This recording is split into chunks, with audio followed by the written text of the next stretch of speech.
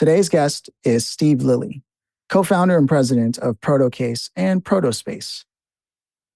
The awesome thing about this conversation is not only do you get to look behind the curtain of a company that has innovated in a space that wouldn't do small batch orders for manufacturing for very important and necessary things, everyday life that impact all of us. But they did it in what looked like a 20-year overnight success. And what does that mean? Well, as you listen to this conversation, you'll hear repeatedly me saying that just seems like the logical way things should have been done. And then you find that it wasn't until Steve and his colleagues got involved that things started to become optimized and streamlined in that way. So hence the 20 years overnight success. And I want to invite you as an entrepreneur to listen to this conversation to build upon that spirit and see where that's going. So without further ado, and without belaboring the point any longer, Steve Lilley of ProtoCase and ProtoSpace. Okay, Steve, I'm super excited to have you on, man. I got to tell you, it's not every day I personally get to talk to somebody dabbling in space and manufacturing. And it's something that I think is not enough of a discussion in tech in modern day today. So first of all, how are you doing? You feeling good? Doing great. Yeah, I say yeah. Thanks a million for having me on your show. I really appreciate it. Looking forward to it. Yeah. Look, why don't we start off, I think, with like going over your background a bit and what you were up to before co-founding ProtoCase, because I know there's an interesting story there, and ProtoCase is a consequence of what you were going through, if I understand that correctly. So why don't you give me a little bit of background on that? Yeah, sure. I've just the quick background is so graduated mid '80s mechanical engineer at a university, and I think the relevant part of that is while in university I worked for a multinational company. Got the the pleasure and non-pleasure of working on a very small piece of projects, but successful to do that. After graduation, however, I went to work two companies before ProtoCase, which were small design shops, small companies, a handful of engineers.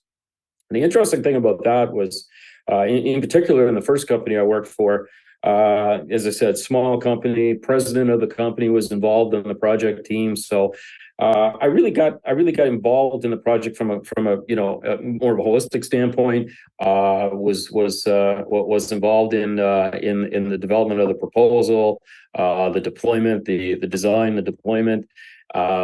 Got to manage budgets, did all the things related to the project, but even more so in dealing with the president of the company. I was probably one of the youngest engineers that actually could read a balance sheet and an income statement of a company. So really started to get the flavor and the taste of what it was to be inside a business from the global perspective, as opposed to just working on a piece of a project, which I did with the multinational. Anyway, so a lot of fun. Did that for about 10 to 15 years. So over the course of two different companies, did some great projects. Had a lot of fun. So after I got through that, I really started to get that bug about what I might really want to do for the rest of my life. And then I had the great fortune of bumping into a gentleman by the name of Doug Milburn.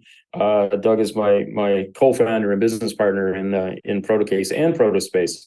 Now, what's interesting is we became friends first, and as a result of that, started to play some sports together. And the gentleman level of sports it was, so it wasn't too intense. A lot of fun, but what you do really is it's the conversations that happen after the sporting event. So we get in the dressing room, and while most of the guys are talking about their favorite ball team or their favorite football team or their favorite hockey team, he and I started to solve problems. We were talking about problems that we experienced in our lives, in our business lives, and what have you. And one of the interesting things that we came to, what we talked about, was a common area that we both struggle with. And when I was working for one of the companies I worked for before, We were doing small production runs of navigation equipment, and my challenge was to source these enclosures to pack our electronics into. Then I needed to buy like 1, 5, or 10 of these things. And my heavens, it was so difficult to find a company that would be willing to, allow us to even, they wouldn't even bid on these jobs at quantity 10. They didn't want the work at all. And if they did, they were quoting these unreasonable prices and there were these unreasonable lead times. And my conversations with Doug, he'd come out of a PhD at a lab in university, and it was a laser lab in university, and he was trying to pack this test equipment into an enclosure, and he had similar issues, right? Similar frustrations and similar angst. So we took it upon ourselves to think about that a little more and said, what if we could figure out a way that took the headaches out of that process, i.e., did low volume runs, fully custom, turn them around in 2 to 3 days and get them in the hands of the customer. If we can do that, then we have a business. And so we came to the conclusion after, probably a couple of weeks or months worth of studying the marketplace, say, you know what, there's a real opportunity here. We should really go at this one. So we formed a company called ProtoCase. Started not having much of a clue what we were doing. I think we were initially 5 people and no customers. And over the course of 20 years, grew that to a company that now sells, I think we have upwards of 20,000 customers internationally, the majority of in North America. And we boast, I think, about 400 full-time employees in the company. So really, it was a really interesting development. Wow. It wasn't without its difficulties along the way. But one of the things that did emerge to us, and I think the whole idea about ProtoSpace, we recognized that there was a key sector that was emerging in this market in our customer base, and that was in the areas of aerospace and defense. And if you look at the top players in aerospace and defense, we essentially sell to all those guys. And what we recognized, though, was there's slight differences between how we were dealing or how we had to deal with those customers versus the masses of the other customers we have under ProtoCase. So we felt it was important that we created an arm called ProtoSpace, which we did, which essentially serves the needs of those aerospace and defense customers to the level that they need. And so that's how we got to where we got to. Oh, no, I appreciate that context. It makes a lot of sense. I mean, you look at the news like today with the plane companies, commercial flights, and the deal that they have with failing parts and this and that, and you start thinking about, well, what kind of certification processes are there? And when I was looking over my notes, it was the first time I had ever learned that AS 9100 is a thing. And is this sort of what you were talking about in terms of the specifications and the needs for ProtoSpace? Yeah, absolutely, exactly. The key differentiators between the aerospace and defense world and our standard customers really comes down to that certification and the documentation that you have to provide at the end of the day. So yes, AS 9100, that's the quality standard, the highest quality standard that you must have in order to sell into the aerospace and defense world. So we obviously are an AS 9100 certified company. There are other elements too, data security, protection of intellectual property. Those things come into play. We have what's called the International Traffics in Arms Regulations, which we have to, especially for our military-based customers and our government customers, we have to be able to we're certified to those standards. And then the big one is the inspection criteria that comes with aerospace and defense. So whereas we have a certain level of inspection standard for a product coming off of the line at the end for our standard customers, there's a whole higher level of inspection criteria and documentation that's required to go behind that. So those are like the key differentiators behind our aerospace and defense customers versus our standard. But there's probably one other one that sits in there, which is it's key to everybody, but it's especially key to these aerospace customers, because typically when we're working on projects with these guys, they're multi-million-dollar projects. These are big projects, and there's a lot on the line. So meeting delivery deadlines and meeting quality requirements is much more critical in terms of if you get it wrong, it's really costly. So the whole idea of what this term that I think we're going to talk about throughout the conversation is mass custom. And mass custom is a really interesting phenomena, and it allows us to meet those stringent requirements in terms of delivery times with our aerospace and defense customers. So what's mass custom? It's essentially bringing together, marrying the world of, the ideals of mass production. When we think of mass production, we think of an assembly line where they're running cars off and they're just spitting them out one after another, done very effectively, very efficiently, and very repetitively. And then there's the whole other world where we play, which is called the custom world or the craft world, where you think about a custom part that's being made, like a sheet metal part, like we do. And in the traditional craft world, what you do, you'd cut a blank of metal out and you'd give it to what I'll call a craftsperson, a crafts trained individual at a press break. And what they'll do is you'll throw a drawing at them, you throw the piece of metal at them, you'll probably actually cut 2 or 3 pieces of metal because you'll probably get it wrong the first or second time. And then you give him the drawing and he has to take that drawing and he has to say, okay, I got to figure out, let's see, the bend sequence, I got to make sure I got that right. I've got to make sure I got the right tooling to meet the bend radii requirements. And there's all kinds of things that he has to think about before he can actually start bending that part up. But if you really think about it, there's a lot of things that we call work elements, which were repeatable functions that happen every time on every job that goes to a press break.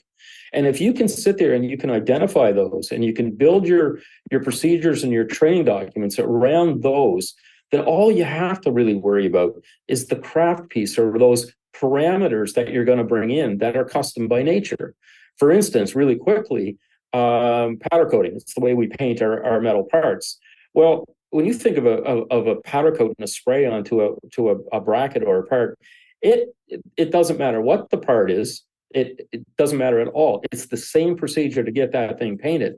The only difference is from one to the next is the color you painted. So the only custom parameter that you have to feed to that is the color. The rest of it can be trained out and through a very repetitive process. That's mass custom in essence. And by building that in and building the efficiencies and effectiveness around mass custom, you can take what are traditional delivery times of weeks or months, and you can bring them down to days. And that's what we've done. And that's how, we can speak to the real efficiencies and the savings of time and cost to our customers. When you put it like that, it almost begs the question, why wasn't it done this way before always? Because you make it sound so logical and straightforward. Like, yeah, you just customize literally what is necessary, right? But no one ever took the time, I suppose. I mean, we're talking, if you think about even with ProtoCase, what you had done, where there was a gap in the market for that. And it's really interesting, that juxtaposition of being able to do small batch orders, and then you have a whole other entity for those large, and it's necessary because, I mean, we're talking, these are big names you probably can't even name that are involved in what's going on. And yet here you are on both sides of the market, having come from where you started when you were telling me about your background to now, and just like getting that layout. It's looking to be a very promising venture. As we know, the next frontier has always been space, right? And you're working in that area. So I imagine you're only going to grow as a company, which is super exciting to know. And the fact that you've taken the time to optimize for this process, for those kinds of orders. I mean, as an engineer, right, I expect that awesomeness from someone who's in this space in that way. So what I'd love to know, though, is when you're working in that capacity and you're talking about speed and safety, right? Like, as you see in the news, we've got Boeing having issues managing that dance. What does that look like for your company with ProtoCase and ProtoSpace? And how are you always ensuring that things are right? Is it just because you know all the processes that are pretty standard and they've already fallen into that way? How do you keep it fresh for things that can become monotonous in that way? Well, look, I think we're never, we're not beyond being fallible, as we've seen, recently with some incidents. So it's about doing your best to mitigate those risks, right, and mitigate the possibility of failure or what have you. But you do that by imposing those constraints and putting those tools in place that best get you to what you believe will be the 100% positive result. Look, I find it really interesting, the speed versus safety dilemma I find a really, really interesting dilemma, because what you think, if you think about speed, you sit there and say you don't want to go into a design program too fast, because you risk making a mistake and therefore you risk safety in your product at the end of the day. I propose kind of the opposite of that. And I propose that if you use the tools that we've been able to build into the system by being fast, you allow your engineer, your customer, first of all, to be very iterative in terms of the design cycle. So where they normally would not take a chance, they couldn't get it wrong because they had to wait 14 weeks.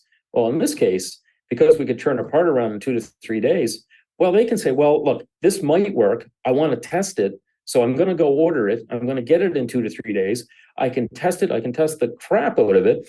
And if it doesn't work, well, I'm just going to make a couple of tweaks and pivot a bit, set it off again, get another prototype built and test it again. So in this world, being fast and being speedy actually increases your likelihood of a successful outcome at the end. Therefore, better chance of optimum safety.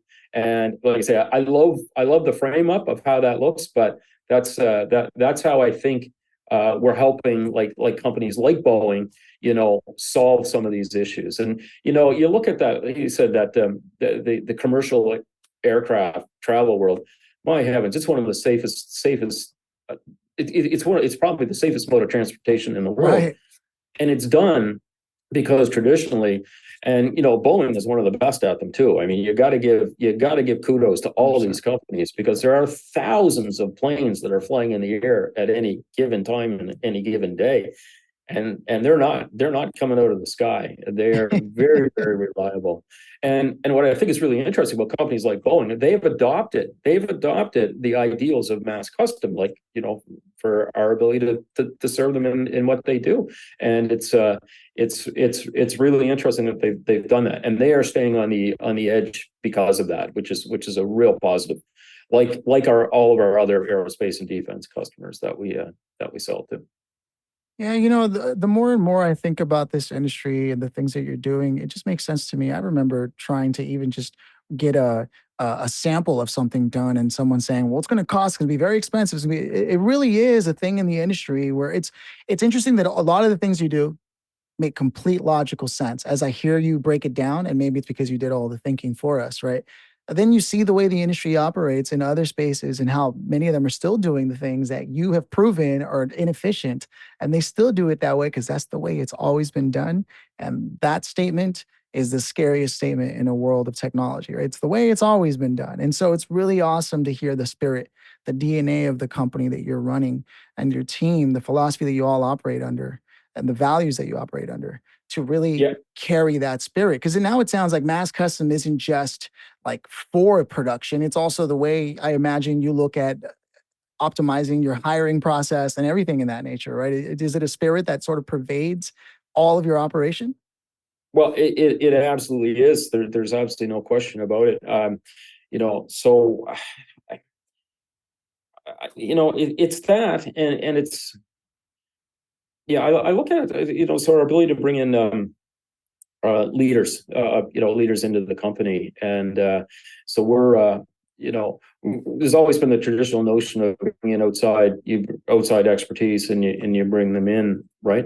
What we do is we bring in folks that come in, and we base them on attitude and aptitude. We immerse them into the culture in the company, the values of the company. They learn and live by the ideals of mass custom and all the things that, and mass custom, like you said, it applies right across the board, right? Absolutely across the board in everything we do. And in doing so, we can take individuals that have, say they indoctrinated, but no, they just buy into our culture, our values, and what have you. And we can take those folks and we can turn them into our leaders inside the company. They can promote inside as leaders, because it's way easier once you have someone who believes and lives by your culture and your values. it's way easier to take them and through leadership training and what have you, turn them into leaders inside the organization, and to try to do the opposite, which is bring them in from outside. Which is the standard practice more often than not. So it is exciting because I don't see why you wouldn't want to enhance your talent from inside. Makes perfect Yeah. sense. No, this is awesome. Again, it's it never ceases to amaze me how often people who are doing things and excelling at them make it look like that's the way it should have been done the entire time. And I'm excited to see what you're going to do. I mean, we've got like AI and large language models, machine learning coming into all spaces, in all verticals. What does that look like in your vertical? So it's part, and I have to go back just a little bit to say, like, this wasn't easy, right? This No, wasn't I know. easy to do this, and you know, you kind of ask the question, why are so many others not doing it? And it was. I was told by he used to head. I think he headed up our sales department one time, and he congratulated me. I think on one of the social media platforms, saying, "Congratulations on your 20-year overnight success." And I thought that was really telltale, right?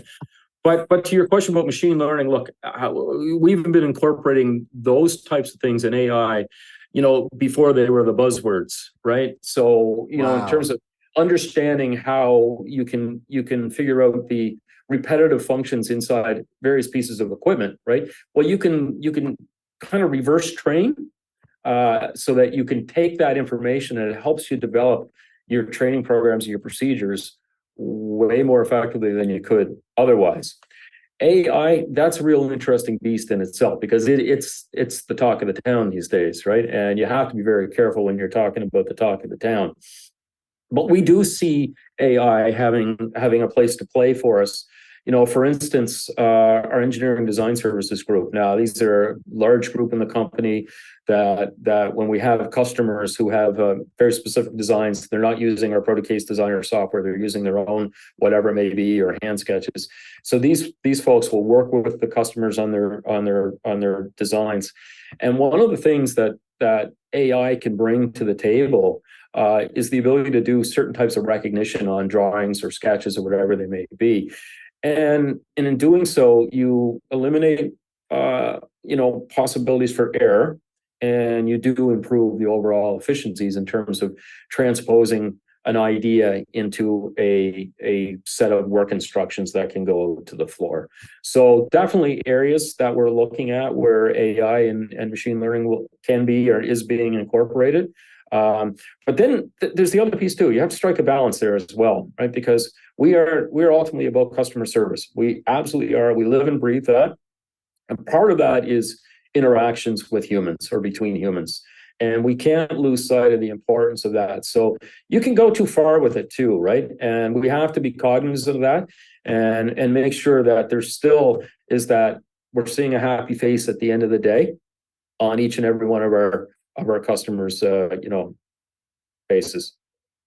I love that philosophy specifically because the one thing I have heard that remains true is they say if a machine can do it, eventually a machine will, right? But there's a lot that happens in business, no matter the vertical, where the human touch really makes the difference. Because at the end of the day, the businesses exist to promote the welfare of all humans in our industry, right? Just industriousness as a species. And I'm super excited to hear that from someone working at the cutting edge of like what's happening with not only leveraging and finding ways to leverage and limit the integration wherever it is possible because it makes more sense to have the human touch to it, like AI and things of that nature. But to know that this is what ProtoSpace is doing and ProtoCase is also the very same thing, then it makes me ask, like, does this kind of industry have trends? Like, you know, we're talking about defense and aerospace. Are there trends in an industry like that? And if so, what are some exciting ones? Because I imagine it's probably pretty clear, cut, and dry, but there might actually be trends and news. And I'm only saying this because I'm ignorant of that space, you know? Yeah, well, I certainly think that you know, we have to be constantly watching what's happening in the area of AI. I mean, because it is that buzzword these days. But there's also interesting things that are happening in robotics and automation, and we try to keep on top of those things. I think the other thing that's really interesting though is because we're so broad based in terms of our customer base, so we touch all kinds of different elements of various technologies and various tech sectors, that even if it's just from an interest standpoint, we like to try to keep abreast of what's really in the emerging technologies. Like, for instance, the whole world of electric storage, right? I mean, you've got this Yeah. whole industry emerging with electric aircraft, and you can imagine, the concerns about weight and when it comes to batteries and storage and what have you. So we're watching things like that really carefully, because for us it's important to understand what industries are showing the growth in terms of product development, things like that. So we know where to target and where to go. So we keep an eye on those types of things on an ongoing basis. Not to mention it's interesting too. It's fun to watch. You get old pretty quick if you don't stay up on those things. It makes me realize that your way of managing projects is probably so efficient. There are so many project like management softwares out there that claim to remove the amount of time it takes from initial idea to realizing an idea and getting a result out of it. I can imagine your process and your software is super fascinating. You had mentioned sort of in passing earlier, some people may go for sketching instead of using the software, and that it makes sense that you would then, okay, well, let's find where AI can sort of streamline that and bring that into our process. It's Exactly. great to Yeah. know that you've accounted for that. That way, there's even less friction for those who would create friction in an efficient system simply by not using it. Which, when I think about that, like, yeah, that makes perfect sense. So, with that said, man, look, it's clear, like you said, it was a 20-year overnight success, right? And if there's anything I've learned from interviewing people who are entrepreneurs is that they always make the reality that they're living look like it was the logical answer the entire time, right? Hmm. But I know that it wasn't.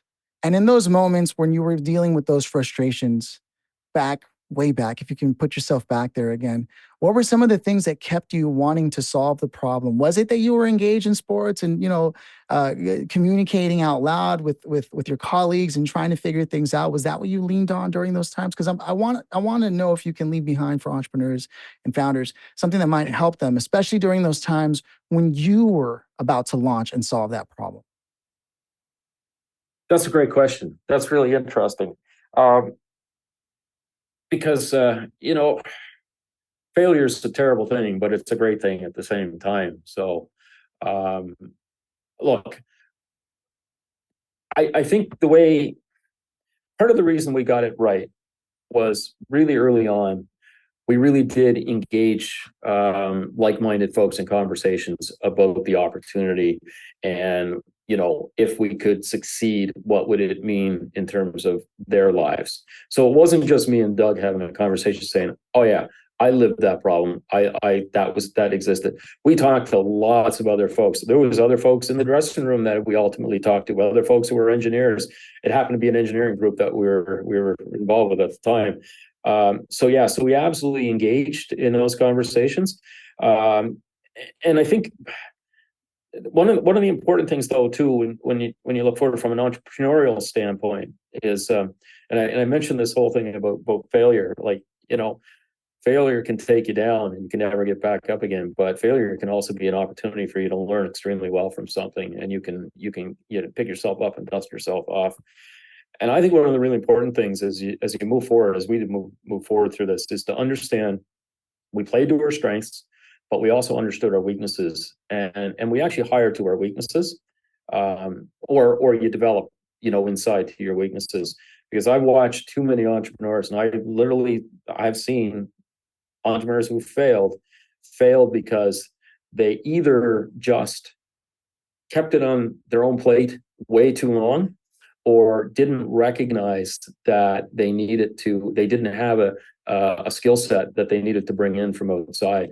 So I think it's really important that if you don't recognize those strengths and you don't engage in conversations about not just the opportunity, but about business models and all the rest of that stuff, you're fighting a tough battle at that point in time. But there's no question that we had great engagement with like-minded people early on, and I think that helped solidify our belief that this was going to be successful.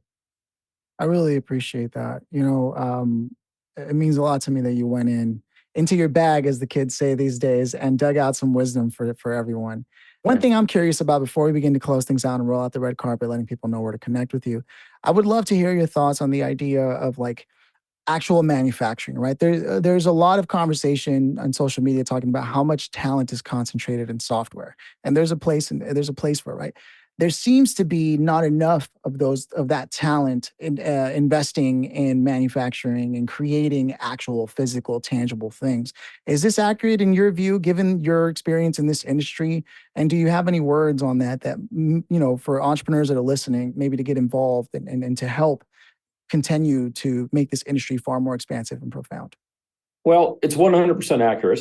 There's no question, and I guess the take that I'd have on that is, yeah, we're throwing so many kids into, and myself, I did the same thing. You go into university, you come out with a degree, and you're all set to do something, right? Well, we've lost touch of trades these days, and we're not encouraging kids to understand that there are a lot of opportunities inside. And now we're not a trade related organization. In fact, because of our model and what we do, we'll bring kids in with very little trade or training experience, and we can develop. And all we're looking for is attitude and aptitude. But we seem to have lost touch with that part of the world, the trade part of the world, and there's so many people going into universities and what have you, and coming out and not having any grasp of what's important. And and when you look at it from a manufacturing standpoint, my God, we still need to be able to put, it is interesting when you look at ProtoCase. There's so much that happens through the process, but there's a hard tangible product that's going out the door on the FedEx truck, lots of them every single day, right? And it takes some hands to make that happen. And I think we've lost sight of that. I just, the world, as you said, the world of software, everybody's going into the world of software.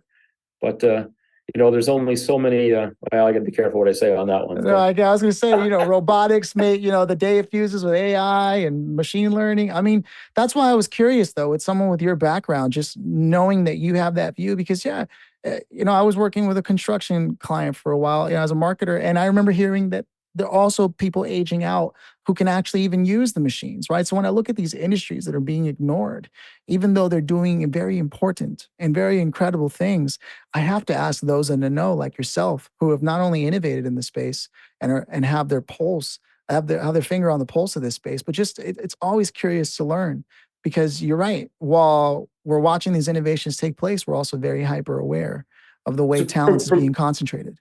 Yeah, from our perspective, what all the technology does for us is it provides the tools to allow us to put a product in the box that goes out in the truck and the plane at the end of the day. So it's very critical, but it's a tool. There are a bunch of tools like ProtoCase Designer. We've spent years developing this beautiful software package that enables a designer to go in, design a box and a closure, a bracket, whatever, in minutes.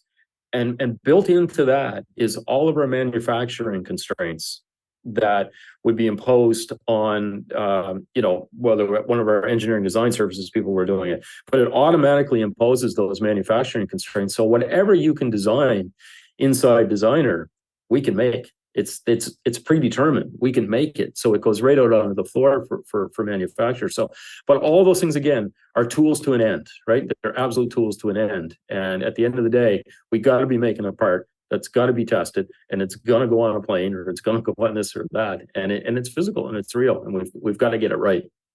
That was probably my favorite part of our conversation, was you breaking down the idea of the iterative process and how important that is to ultimately allowing you more time to get safety right. Almost like the lesson is failure, but failure with conditions and fast and repeatedly until you can't fail ever again, right? With that piece. And for me, that was just the awesome reminder at the spirit of everything, the nucleus. It's like, that's really the goal. And this entire company is driven through that philosophy of getting until you can't get it wrong and it's a perfect fit, and continue to innovate even from there. For me, I mean, what's not to like about something like that? So with that said, I want to roll out the red carpet for you, man. Where do you, Steve, where do you want people to go is it a social channel, or is that something your company's focused on, or is the initiative more on the website, or is there anywhere you want them to follow up and check in with you, like LinkedIn or something? Yeah, so we're everywhere. We've got our ProtoSpace and ProtoCase websites. We're on LinkedIn. We're on all various forms of social media, and encourage you to look us up in any of those places. The other thing too is we do a weekly tech tip. We do weekly videos that come out, and they're usually pretty interesting stuff. I mean, if you're in the world of electronics development and you do source, brackets, metal fixtures, what have you, some of the stuff is pretty interesting that comes out there. So yeah, lots of places where you can see us and learn about us for sure. Well, thank you so much for your time. I can't wait for people to just learn from this and move forward with this and hopefully reinvigorate some of that spirit that's needed in these verticals as well. Great, thanks so much for your time too. I really enjoyed it.